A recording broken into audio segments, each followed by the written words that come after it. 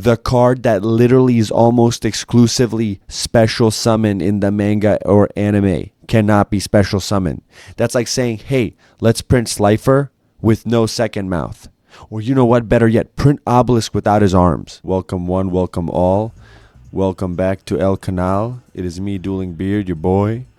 Just wanted to get back, make a video, and talk about something that's been on my mind for a fat minute now, and I've been just trying to get it off my chest. I've been really itching to talk about this, and what I want to talk about is how Konami just absolutely ruined the Egyptian god cards.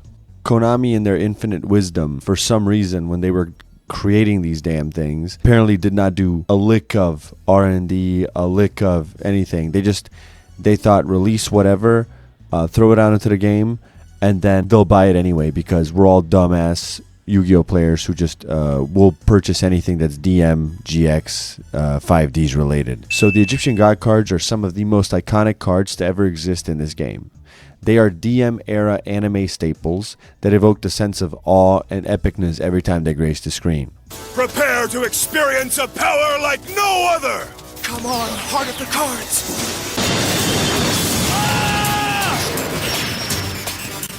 I sacrifice Dark Magician Girl, Yellow Magic Warrior, and Big Shield Gardener to summon the almighty Slifer the Sky Dragon!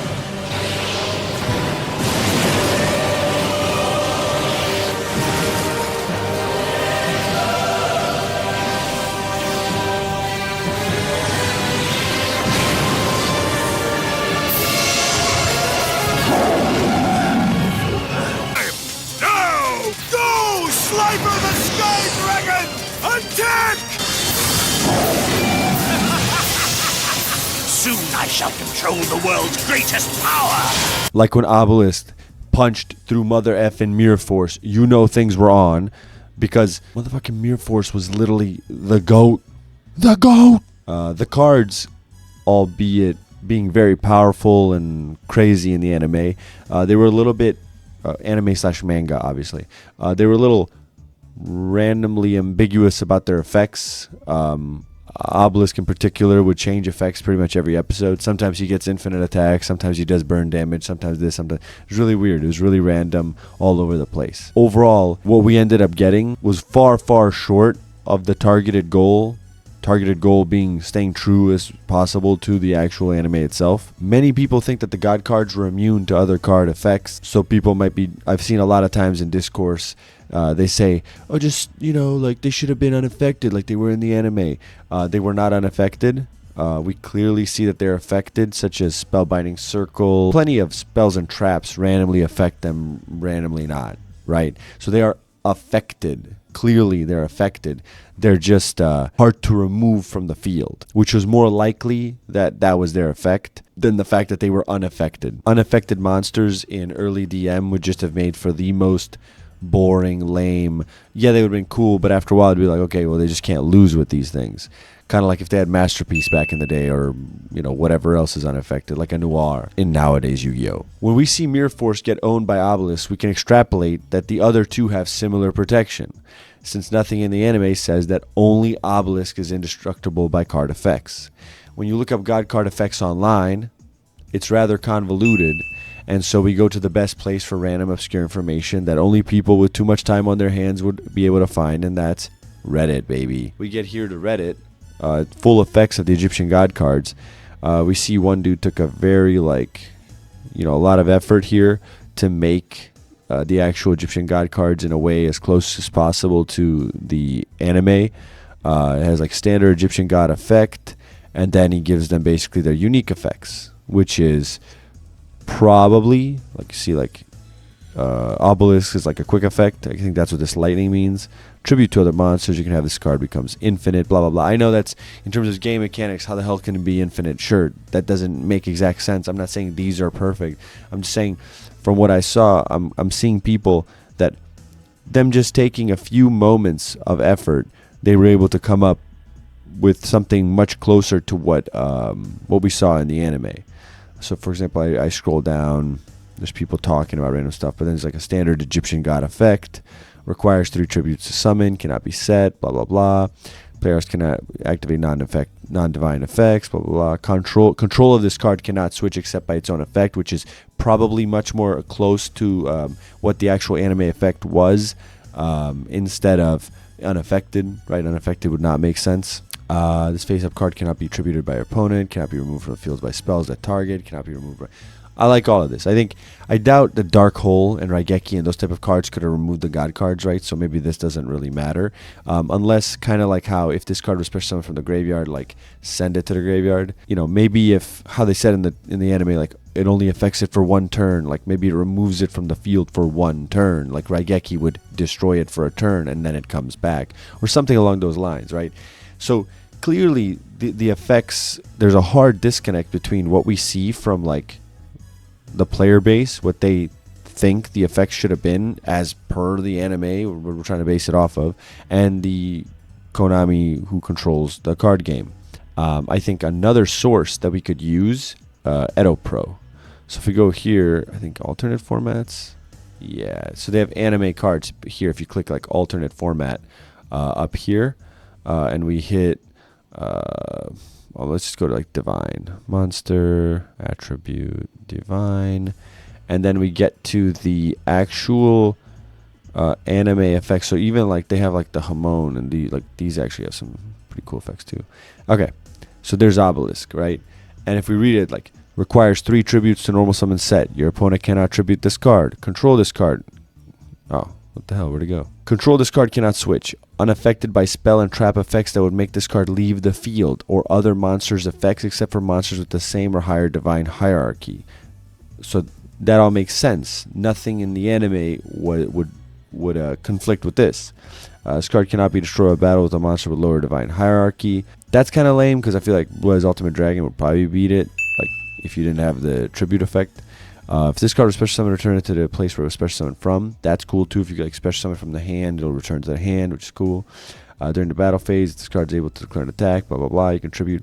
So it has all its effects, right? It has some protection. It's as close to the anime as we can get. Clearly, when I'm like looking at these resources, there's these effects, and these effects have been known, you know, since the anime, since the manga. We've seen this type of stuff, and yet Konami intentionally butchered these effects, and some much more than others. When we boil it down, the 3 God cards need 3 things to be the actual God cards.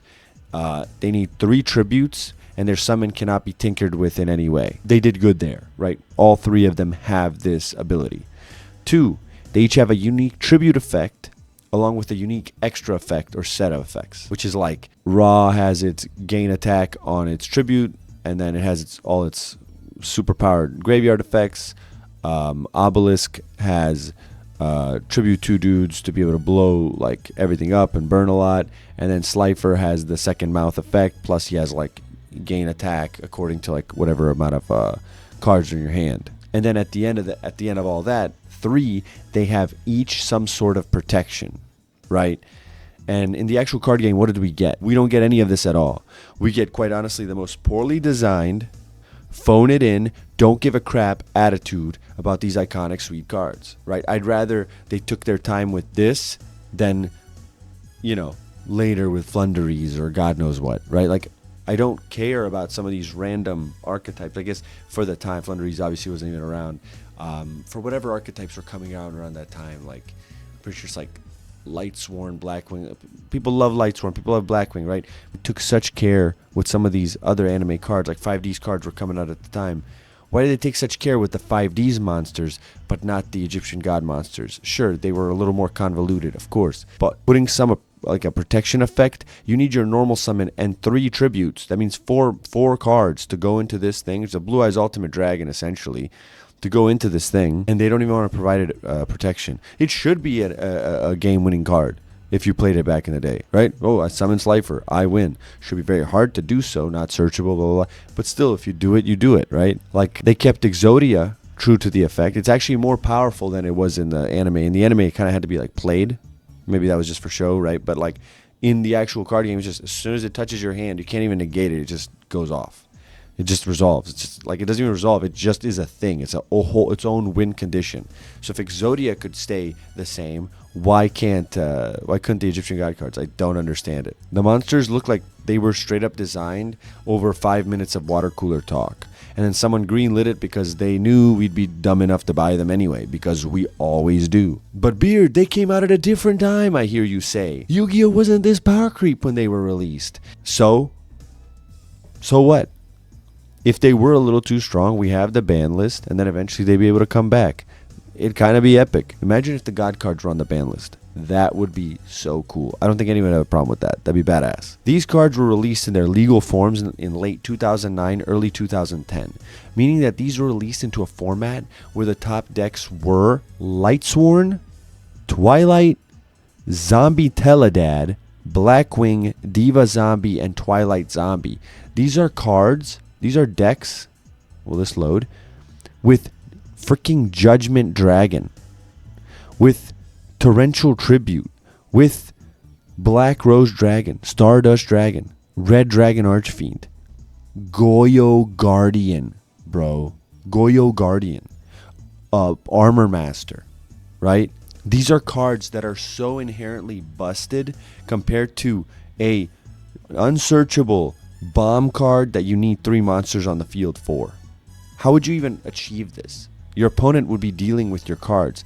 There is no conceivable way that those cards would have been able to even be summoned in this format. This is basically Edison format. Edison has a very good power level. The legal prints of the God cards are not competitively viable in Edison or pretty much any format for like years before it. Maybe in GOAT, even in GOAT, they're not very viable if you could use them in that time. The only one that saw any smidge of competitive use was Obelisk in Hardened Arm Obelisk, which is you tribute Hardened Arm Dragon, so it gains the ability of it can't be destroyed by card effects. So it's untargetable, undestroyable 4K, which is like a Dragoon, I guess, back in that time. And it still wasn't that big a deal because it really was, I think it was competitively viable for like a quick minute and then it was gone. But when we get to it, Obelisk honestly is the most true to the anime.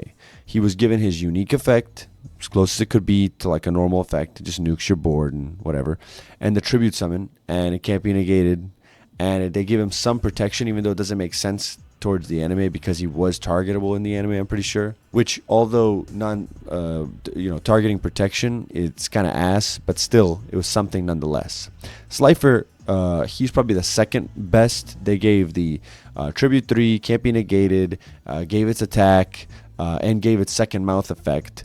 Unfortunately, any spell or trap, contrary to the anime or manga, any spell or trap can just deal with them easily, right? Offering to the Doom, like anything, Mirror Force, anything that's ran back in the day. And then we get to Ra.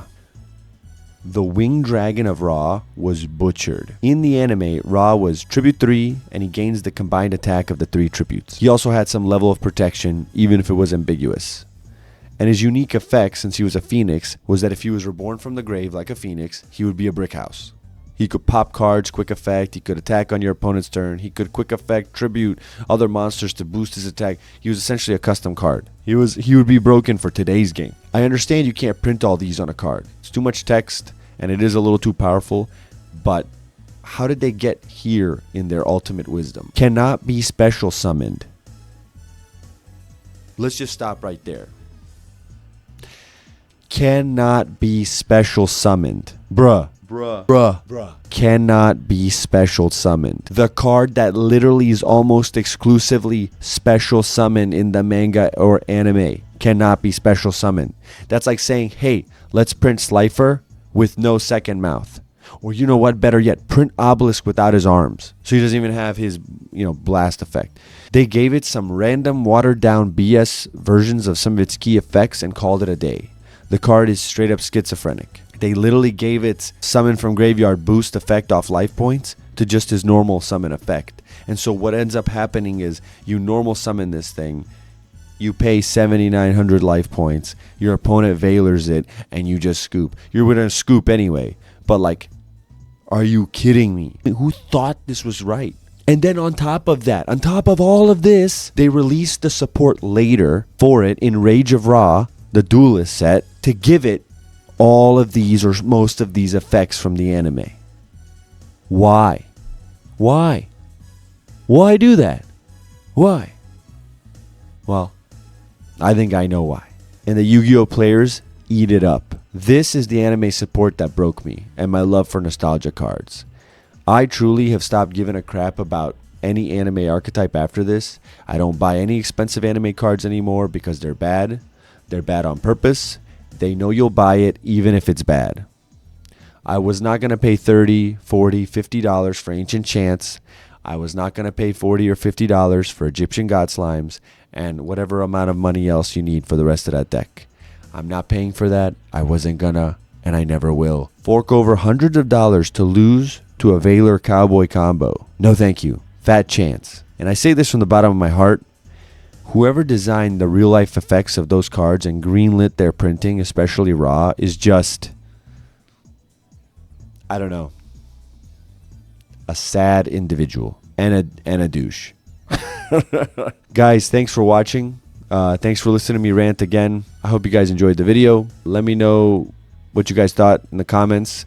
Do you also hate the Egyptian God cards as much as I do? I love the anime manga, like that nostalgic feeling, but I hate the actual cards from the card game because they're not it. They're not that. They're some fake masquerading as that. Honestly, the Sacred Beasts are more fun to play, even pre-support, right? Because you could still somehow cheat them out in decks that were specially designed for each one. Thanks again for watching. Don't forget to subscribe, and I'll see you guys in the next one. Peace out.